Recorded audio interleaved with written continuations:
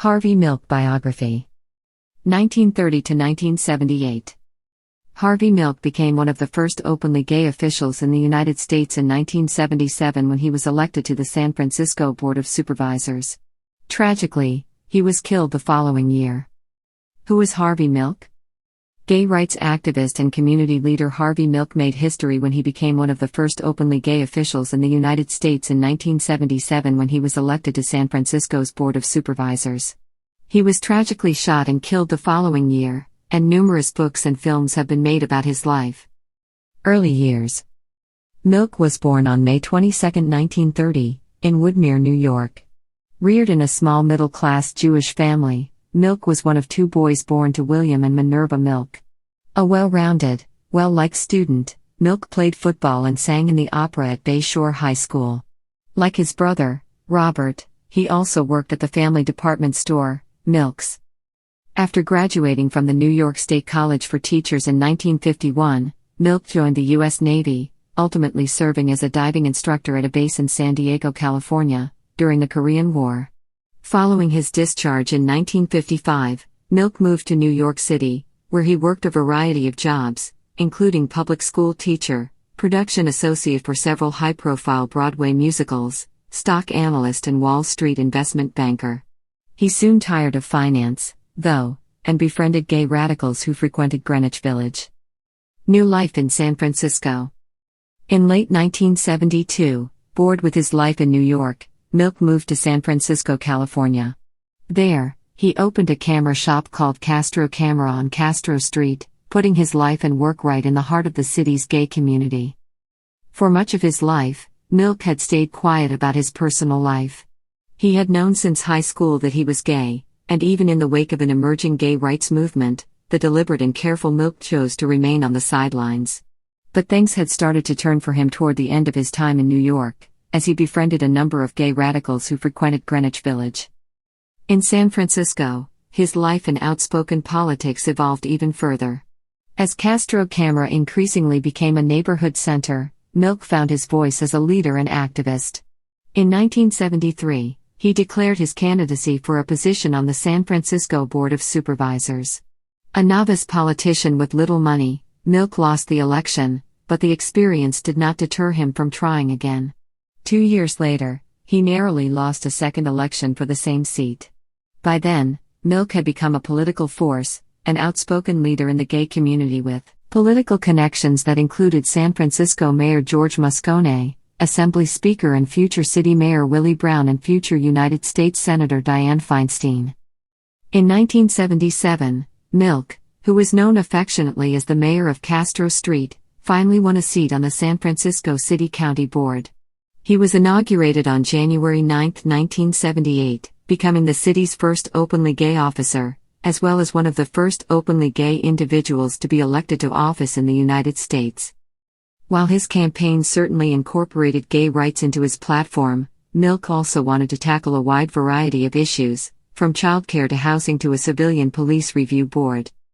Assassination. Milk's ascension had come at an important time for the gay community.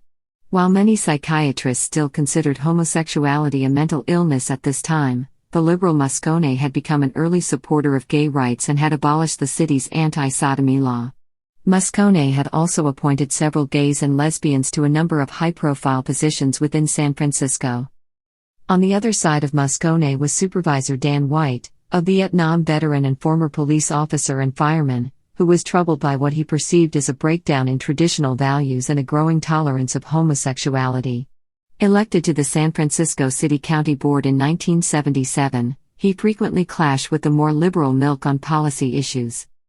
A year after his election, in 1978, White resigned from the board, citing that his salary of $9,600 wasn't enough to support his family. But White was prodded on by his police supporters and subsequently changed his mind regarding his resignation and asked Moscone to reappoint him.